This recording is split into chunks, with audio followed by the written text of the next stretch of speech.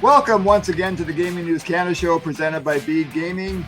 I'm your host, Steve McAllister. On this episode, we're speaking with the senior executive of one of the companies in the gaming and sports betting space that ended 2025 with a bang and has exploded out of the gate for the about 10 first quarter of 2026. Last November, Sportradar completed the sale of IMG Arena, adding its content portfolio to the company's core business of data, odds, and audiovisual products. In January, Sportradar announced the hiring of former Playtech Life CEO Ido Hayton as its new executive vice president of iGaming. Last week, the company announced the launch of a new iGaming brand called PlayRadar. And just a couple of hours before we recorded this podcast, Sportradar put out yet another news release to announce an expansion of its partnership with Hard Rock Bet that involves data and content around the PGA Tour and UFC, and also had ties to the aforementioned acquisition of IMG Arena. To bring some clarity to everything we've mentioned here and what else Sportradar has in the hopper right now, we welcome to the show the Senior Vice President of Group Operations, Sophie Thomas. Sophie, thanks so much for joining us. Thank you very much for having me.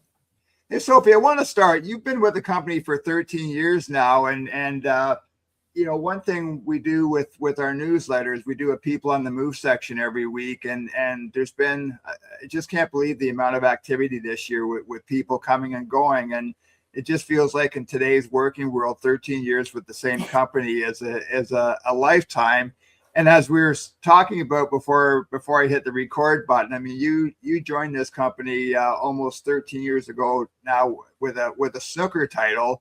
I just love to hear that story, and I'm thinking that your journey through Sportradar has kind of been fit quite nicely in sync with the growth and the changes that have happened within the company itself. Yeah, I mean, certainly it was a very different business when I joined in 2013. That was also through an acquisition, so similar to what IMG Arena are going through at the moment. And yeah, at the time, we were mainly focused on European operations. For me personally, there was a priority around British sports, so snooker, darts, bowls, cricket, rugby. And we were a lot smaller. We were roughly around 900 employees. Now we're more like 4,500. I think at the time our annual revenue was around 80 to 100 million. Now it's over 10 times that annually. So much bigger scale nowadays, and definitely my role has changed and grown as the business has grown, and now I focus on group operations, so working on larger projects that scale the whole company across our operations, our product, and our commercial. So for example, the acquisition of IMG Arena. I want to start, I mentioned the PlayRadar announcement this week and the hiring of Ido Hayton, and I hope you'll bear with me here, but it just, you wonder, you look at the way that this industry has transformed, and in Ontario, I think about brands like Sports Interaction, and we have seen some rebrands of companies happen over the past 5 years that I've been covering this industry. And when you look at Sportradar, I mean, your core business forever and ever has been sports media and betting, which I assume would lean towards sports betting. I just wonder, are there conversations that happen within the company about a rebrand, given what we're seeing with iGaming right now? We know, for example, how successful iGaming has been in Ontario, and I think that's been very influential in the decision by the Alberta government to launch an open competitive market sometime this year. We see the ongoing efforts in the U.S. to expand the number of regulated iGaming states, although that's taking a back seat right now to all the churn around prediction markets that I'm sure you're very familiar with as well. But do those conversations have happen that maybe Sportradar will have a new name down the road?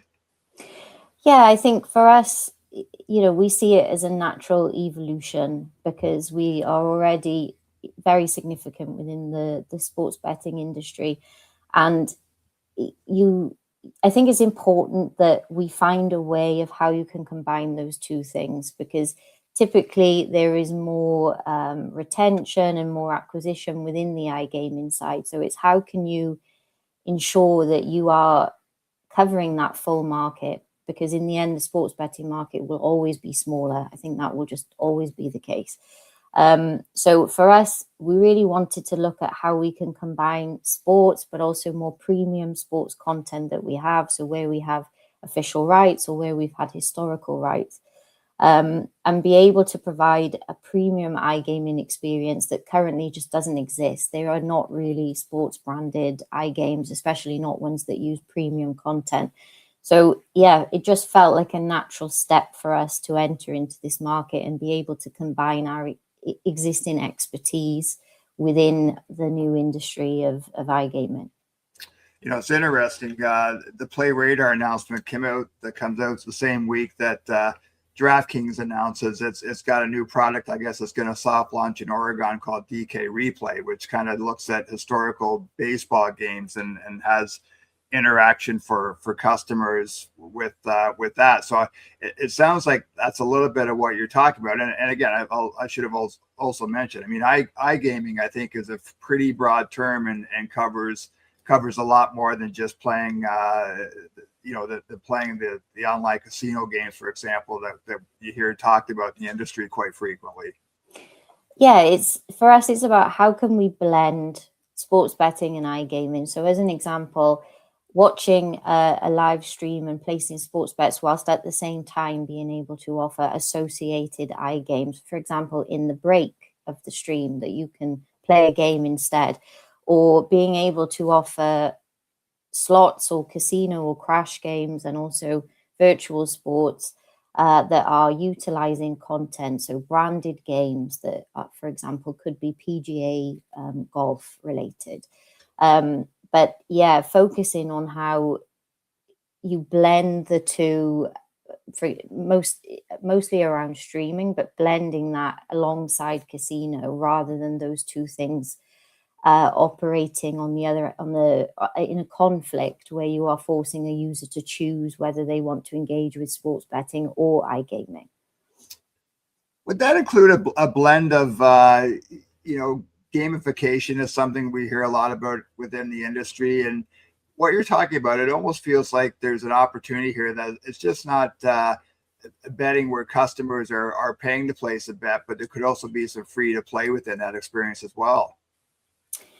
Yeah, I mean, I think free to play, that's been around for a long time, very popular in the US. I think that's something that potentially we will explore, but certainly our main priority is in around retaining and acquiring existing iGaming customers who are ultimately paying to play those games. But yes, free to play is an important element within that, and that's something that I think further down the road we will probably explore as well. Sophie, you mentioned, and you're doing this interview with us from Wales, and you mentioned earlier snooker and darts, and the UK obviously has a longer history of gambling than we do here in North America. And I just wonder when you talk about live and historical, especially historical streaming sports, like what's that mean for someone like yourself, who's obviously you're I would say you're not you're not a football or basketball or baseball. You come from a unique place in the industry. Yeah, I think ultimately the main three sports that people want to bet on are soccer, basketball, and tennis. They're driving over 70% of global GGR, and that's the case wherever you are in the world. They're as popular in the UK as they are in the US. But streaming in particular is important in more complex sports. So we find that, for example, snooker is a really good example of this. You need the stream for someone to remain engaged in betting on snooker. So they're great engagement tools for when a sport is slightly more complicated or when you really need to understand what is physically happening in the game at the time for you to feel comfortable and confident to place a bet. So streaming has an important role in some of the lesser popular sports in creating that engagement and understanding in order to place bets.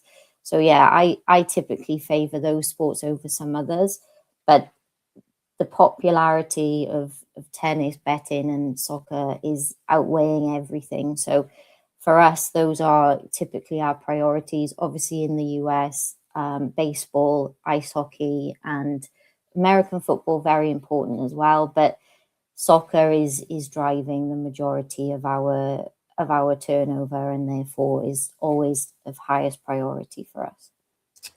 Yeah, in North America, and maybe we're guilty of this. There's a lot of focus on in-play betting with the National Football League, and we don't hear a lot about soccer, which soccer's had incredible growth in North America, especially here in Canada. Can you give me a couple of examples of like what are popular in-play bets or micro bets that you're seeing with soccer?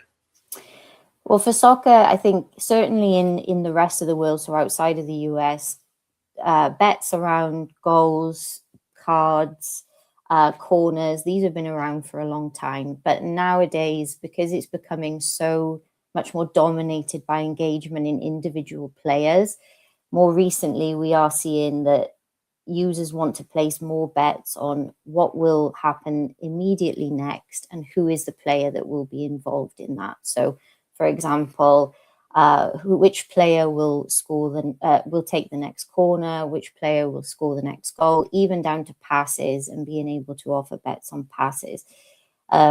This is what is now driving the engagement around soccer. And yeah, we're really excited through the IMG Arena acquisition to now be working with the MLS, because now we can really focus on how we can make it more popular in the US, how we can drive more in-play betting on MLS within the American market. And that doesn't just come with offering more markets. You need to be able to offer more engaging products. So, for example, having our Foresight product where we can offer overlays that are based on what's happening live, that will provide statistics or give you clearer indications of what's happening on the pitch at the time. And also 3D virtualizations where you're not restrained by the production of the audio visual, but you can actually create whatever angle you like, for example, because you're ultimately just recreating it from data. These are the products alongside offering more player and micro markets that will ultimately drive more in-play betting on something like MLS. I'd be negligent if I didn't ask you. We're just a couple of months away from the start of the FIFA World Cup, and obviously there's an additional interest with the tournament coming to Canada for the first time in June. But just how excited are the people within Sportradar about the opportunities around this FIFA World Cup? I mean, again, expanded more countries than ever competing in the tournament. Obviously, North America is still, new is probably not the right word, but I would say maybe still a bit of an immature market, given that it's only been 8 years since PASPA was overturned. We've only had legalized single event sports betting in Canada since 2021. But I would think this would be the most, I guess, the biggest opportunity to exploit a FIFA World Cup for a lot of companies, including Sportradar. Yeah, definitely. I mean, obviously the World Cup every 4 years is a huge event for us anyway. It drives significant business for our clients and therefore also us. But you're correct in what you say. I mean, this is the first one since US betting has been legalized that is based in the US. And it's the combination of that market being more interested in the World Cup, plus the natural popularity and engagement within the World Cup anyway, that is very exciting for us and for companies like us. And what that means is, we've had lots of products that we've been preparing in the background, and we've been running campaigns with our clients for several months now, because there is obviously a huge lead up and preparation before you even get close to the World Cup for us. And yeah, it's about how you can drive more in play. That's always the focus for us, particularly in the US. How can we drive more in play? So for the World Cup, it will be based on how can you give deeper statistics? How can you give a better understanding of the individual player performance? How can you offer products that highlight that particular element, the players? So, for example, deeper statistics and engagement around the data itself, but also the player and micro markets alongside that. I think it will be the biggest World Cup ever in terms of the amount of turnover that we see. I think there's no doubt about that. And the true marker will be how successful are our US clients for the World Cup, because that will, I believe, have a significant long-term effect on the popularity of soccer betting in the US. And again, I think we have 30, 38, 39 states with legal sports betting now. And as you and I talked today, Sophie, that still doesn't include Texas, California, Florida, three of the biggest states. And I know a lot of companies with doing business in the U.S. are anxiously awaiting the day where those three states will offer legal sports betting. I just want to go back quickly. You mentioned the 3D viewing experience a second ago, and that second and third screen experience has been talked about for a long time. And I'll go back to my time at Yahoo running the Canadian sports property back in 2010, where second screen experience back then was literally, watching the Olympics on television and having your phone and following things on Twitter, or you might remember the Cover It Live tool, where you could actually participate in a live chat with other sports fans during an Olympic ice hockey game or a skiing event. And with the gaming industry, there's been, especially here in Canada, we've had a lot of conversations about the struggles for media networks, for example, or for the gambling or for the sports betting industry to kind of figure out that second or third screen experience. And I've often wondered why can't there be something like the Manning cast, what the NFL has done with Eli and Peyton Manning, where you can have an experience during the NFL broadcast that's tailored towards sports bettors. And it's been tried to some extent with the NBA and the NFL and the US, but not with much success. Like, when second and third screen experiences come up for you now, Sophie, what are you and the other folks at Sportradar? What is that premium second and third screen experience for sports fans? Yeah, I mean, it's a good question. I think it definitely means different things to different people. And I don't think there is necessarily a one size fits all that is going to be a sweet spot that covers every type of fan. I agree with you that I think what is good is being able to offer a second screen experience that is more focused on betting. I think it's important that you give the option that, you're not necessarily enforcing that on someone, but they have the option, if they want to watch something alongside that is more betting related. But I think it can also mean, for example, just understanding the game in a different way. And for example, watching a stream and then watching a 3D reconstruction alongside it that is showing you more detailed statistics, movement of the players, analysis on how they're performing, whether comparing that against previous performance at the same time. So getting more into an almost coaching layer where you're having a detailed analysis on the performance itself. Or you can obviously make it fun and have, there's these SpongeBob SquarePants type of experiences that can now be offered as well. So there is a wide spectrum. And as I said, I don't think it is one size fits all. And for us, we definitely think more about how the betting experience can work alongside it, and making sure that you're creating engagement from just a normal fan experience, but also for bettors, and therefore, again, just driving the in-play within that. But yeah, it's something that we definitely discuss a lot, and there are a lot of different views just within the company, let alone within the full fan spectrum. And I think it will keep evolving. Ultimately, it's something that will continue to change. And what we do now with second screen experiences will probably look very different again in the next 18 months to 2 years, for example.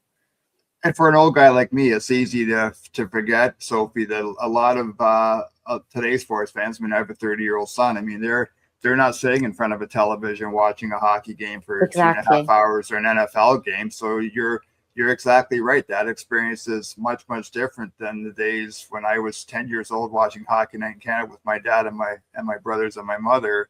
And we would watch the game for 3 hours because there was no other way to consume that game. Yeah, exactly. And short form content is also something that we've done a lot of work on in the last few years, and tailoring that to ensure that we're able to cover that generation of fan as well. Because yeah, it's definitely the case that now fans are not sitting and watching even 5 minutes of a game, let alone 2 hours of a game. So we work hard on creating these evolving experiences, and for example, ensuring that you are clipping at the right moment. These things are actually quite complex, and you need things like tracking data in order to ensure that it all works as one experience. And yeah, short form content definitely now a lot more popular than it was a few years ago.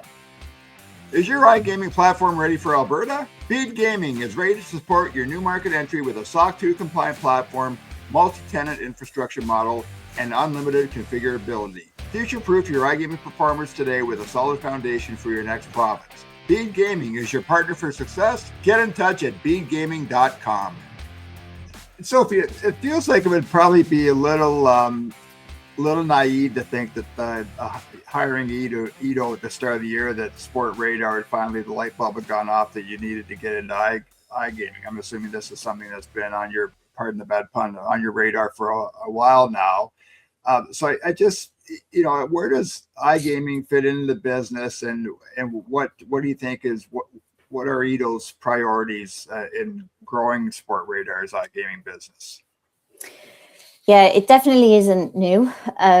So virtual sports, we have always offered. I think we even offered it when I first started. So probably up to 15 years ago that we've been offering virtual sports of some sort. And it's always been a fairly good business for us, not as big as our other business within sports betting, but certainly played an important role.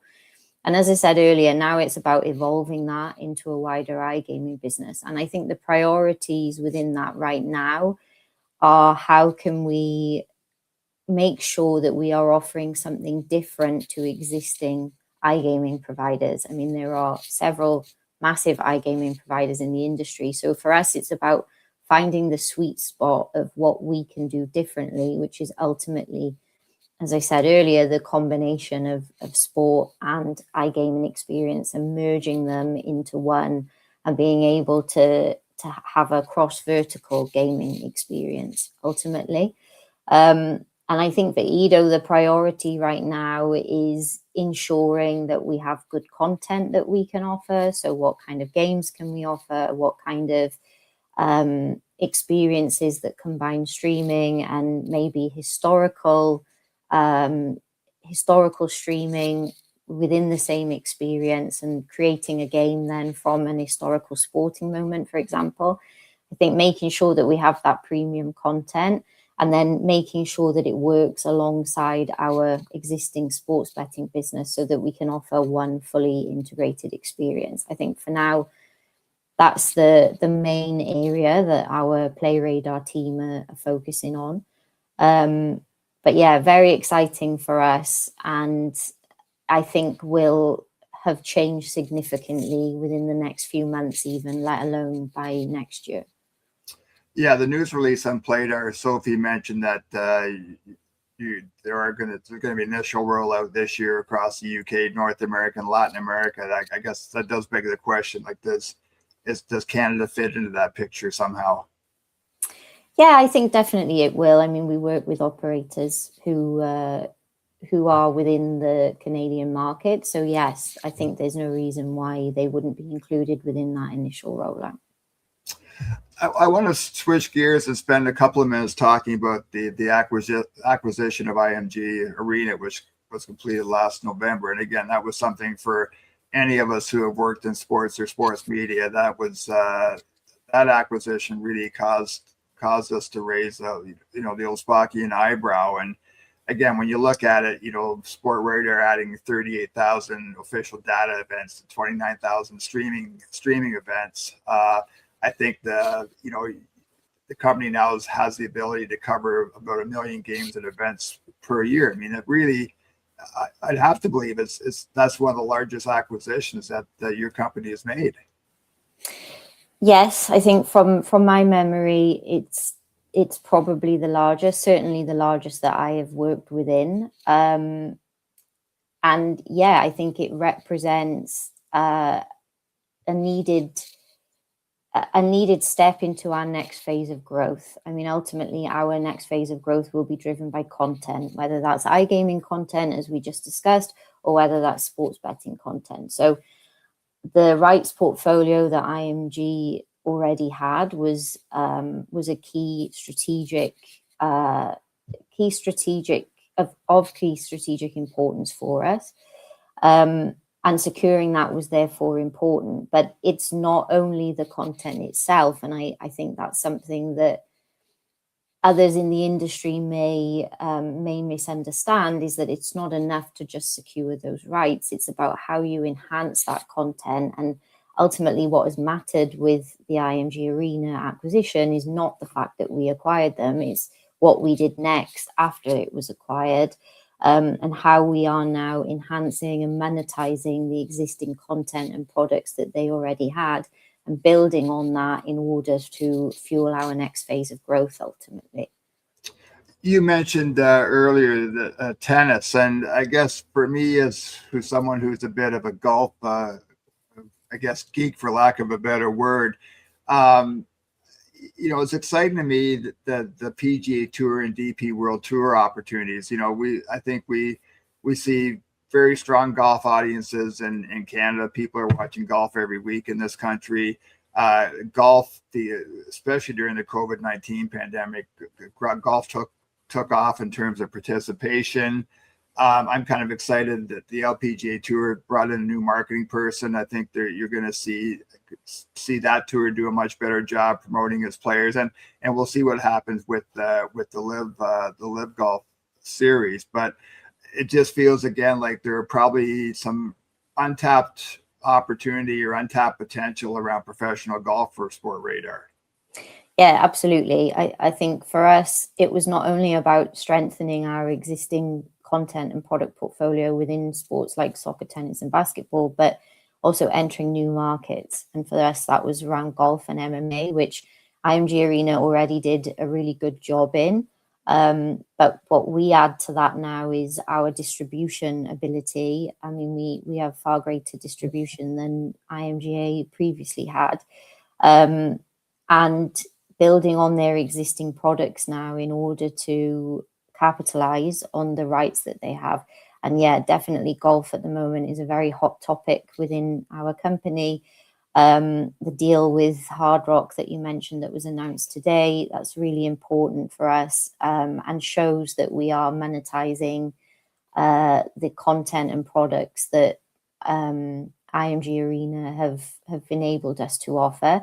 And for golf, as I said, IMG Arena already had a really great product, but for us, it's now how can we make it more engaging? How can we offer more markets? We already offer a significantly high amount of markets in golf, but how can we develop that further?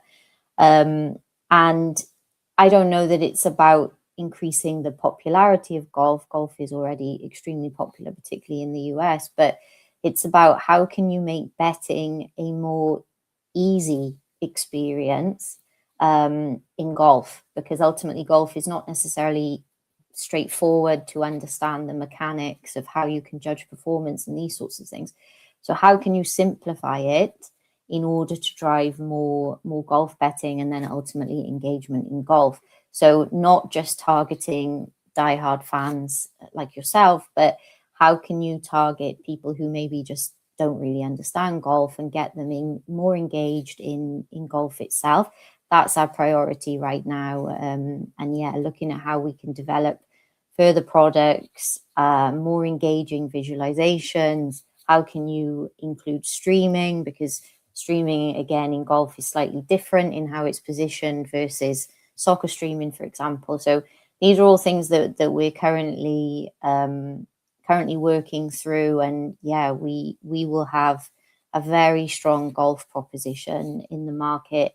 And it's same with UFC and MMA, something entirely different that we haven't necessarily been active in before. Yeah, and I don't know, Sophie, if there's a sport that's better positioned to take advantage of in-play betting. I mean, in golf, you have, minutes between shots, and players are reading putts on the greens, and you may have the final day where you've got the two leaders out there going head to head against each other. So I just wonder if we're just scratching the surface in terms of the type of in-play betting that could happen in golf. And to your point, figuring out how you tailor your product to not only people who are diehard golf bettors, but also to someone like myself who's just a casual bettor. But I would be inclined to place a few bets watching the final round of the Masters on the Sunday afternoon in April. Yeah, exactly. I think it's what was very good about what IMG Arena had already done is that ultimately the pieces are already there. We don't have to start from scratch and come up with anything very new and innovative that's going to take a long time to take to market. It's more just about how you now tailor it, like you said, to ensure that we are opening golf up to everybody and making it, as I said, more simplified and understandable for those who are not necessarily in the weeds of golf, because we all agree that golf has the ability to be very exciting and very and naturally leans itself towards in-play betting. So yeah, that's a top priority for us at the moment. So if we just on the in-play betting piece, I mean, there's a push in some U.S. states right now. They want to limit or eliminate prop betting. It's a hot topic around U.S. college sports. We also now know how important it is to sports betting operators, and also how excited sports bettors have been to have that offering. And we're so far beyond the days now betting on the money line and the over under. How does a company like Sportradar, like, how do you walk that tightrope of understanding that there's a demand for this from your operators, but at the same time kind of seeing what's going on in the world, and that there has been a pushback by regulators against prop betting? Yeah, I think the integrity of betting is very much at the heart of what we do as well. I mean, we have a large integrity area within our business that works alongside regulators, alongside federations, alongside law enforcement across the world. So we are always monitoring all bets that are placed and looking for anything that looks suspicious. And in addition to that, we also do work within safe sport, where we work, for example, with ATP to reduce abuse that players are receiving from disgruntled punters, for example. That is definitely something that we are seeing more commonly now than in the past. But ultimately, yeah, we will work within the regulations. I think our belief in the end is that outright bans don't necessarily work. They fuel black market betting. Ultimately, people will find a way to bet on markets that they want to bet on. So for us, it's about how you uphold the integrity, but also, yeah, do it in a healthy way within the constructs that regulation creates. It just seems that it's also in the best interest of stakeholders to have a prop bet offering that makes sense. For example, I'm sure you followed the Jonte Porter suspension, the former Toronto Raptors player who was involved in a gambling scandal. And I think there probably is some markets that, if they weren't made available, would make life a lot easier for the leagues, for Sportradar, for sports betting operators. and there probably are some pretty simple tweaks that could be put in place that would make a company like yours quite happy. Yes, and we're always looking at, how markets evolve. We work extremely closely with our federation partners, and are in an active dialogue with them at all times around how best to address situations like the one you just mentioned.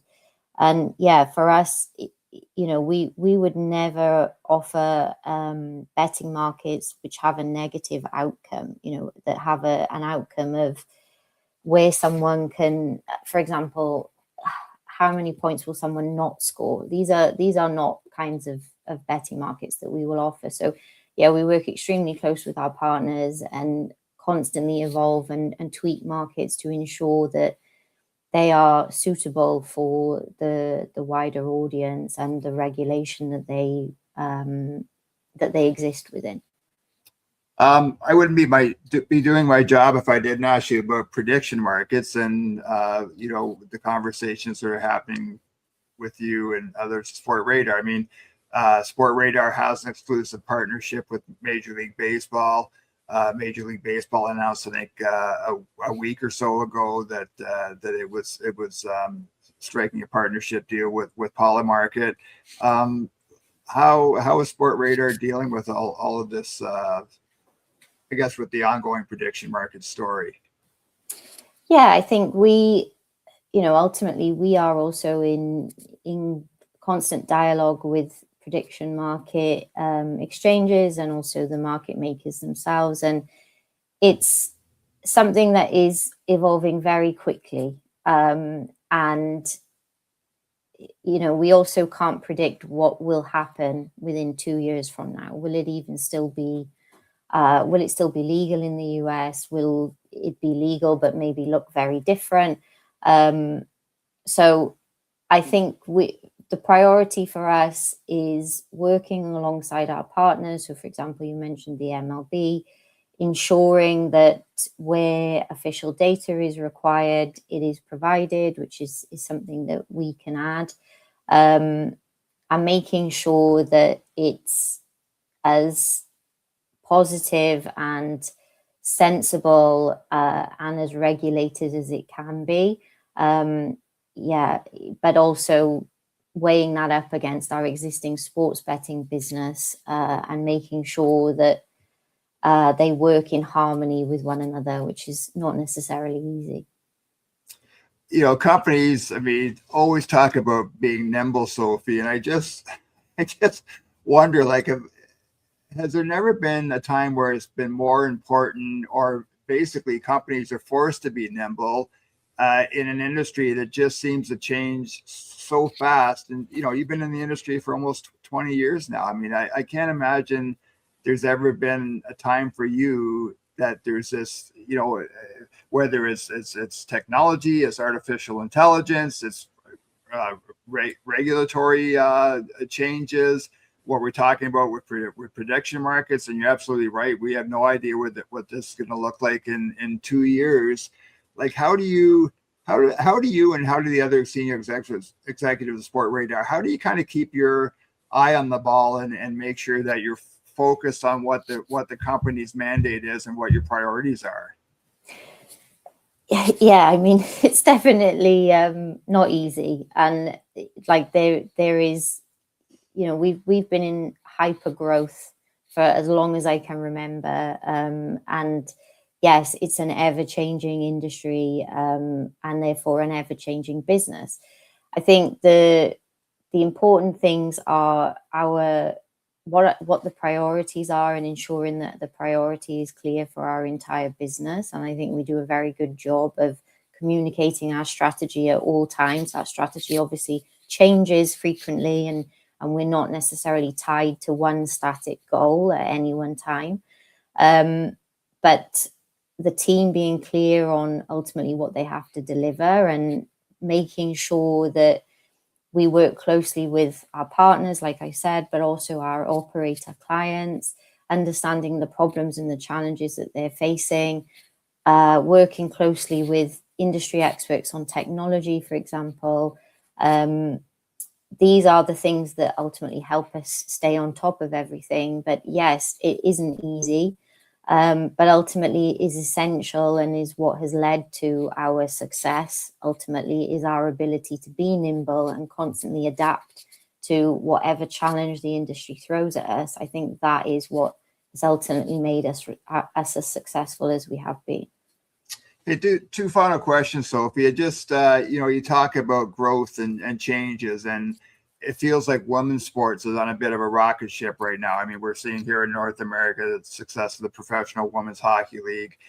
We have a Northern Super League women for Canadian women's soccer that's about to go through its second season. We have a WNBA franchise coming to Toronto. The WNBA just got a game-changing collective agreement done between the league and its players. Just your thoughts on the opportunities for women's sports and kind of where that bucket fits within Sportradar's business. Yeah, I would say for us, it's been a priority for the last 2 to 3 years in how can we drive more engagement? How can we capitalize on the new popularity that women's sports is seeing?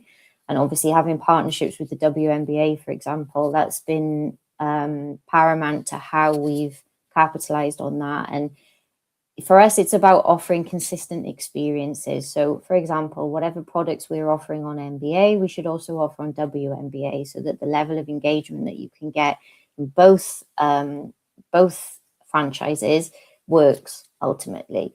So yeah, the what we've worked on for the last few years and what we will continue to work on is how we can ensure that consistency of product offering exists. And as an example, offering player and micro markets on WNBA as well as NBA, these are the things that we're currently working on, and yeah, making sure that we can capitalize on that, and not only capitalize but further drive the engagement. As you know, for example, in the UK, women's soccer is now huge. Just as popular, I would say, as Premier League. It has afternoon slots on the weekend, for example, on broadcast television. These are things that were never the case in previous years. So we have to focus on driving engagement within that and ensuring that we can offer similar experiences for our clients. And definitely we see that in the returns that we're getting, that popularity is there, and the turnover, as an example, on women's sports is starting to grow significantly versus what it was a few years ago. Final one. I mean, group operations at first blush sounds like a pretty daunting title and a pretty wide-ranging job description. I just wonder what gets you excited right now, Sophie, when you wake up in the morning with regards to your work? To be honest, I think it's the same thing that has kept me excited for the last 13 years. Every day looks different, and I think it's, our company is working at the intersection of sport and betting and media and federations or governing bodies. Every day looks different. There's always a new challenge. But at the moment, I'm really excited about the premium level of products that we're going to be able to offer, and how we continue evolving those engaging experiences and make sure that we are delivering a full content and product experience, not only to our own clients, but to end users. Because I think that's really what's game changing. Is it's not just data, it's not just odds, it's not just streams, but it's a combination of everything that is ultimately driving engagement in sport and making sure that the new generations still remain engaged in sport and still get enjoyment from it without the expectation that they, for example, have to sit through 90 minutes. I mean, these are new problems that didn't exist previously, and solving new problems is what keeps me going. Great answer. Sophie Thomas is the Senior Vice President of Group Operations for Sportradar. Sophie, it feels like we could continue this conversation for another hour, but let's let's maybe get you back on the podcast either closer before the start of FIFA World Cup, and hopefully for you, Wales is qualifies for the tournament. Yes. But regardless of whether that happens or not, let's get you back on the podcast either before the World Cup or maybe later on this summer. Thank you very much. Sounds great. That's it for this episode of the Gaming News Canada show presented by Bede Gaming. Thanks again to Sophie Thomas for joining us. You can listen to our conversation on all the various podcast apps. You can also watch my conversation with Sophie on the Gaming News Canada YouTube channel. Thanks again to everybody who listens and to watch this podcast, and we will see everybody again very soon.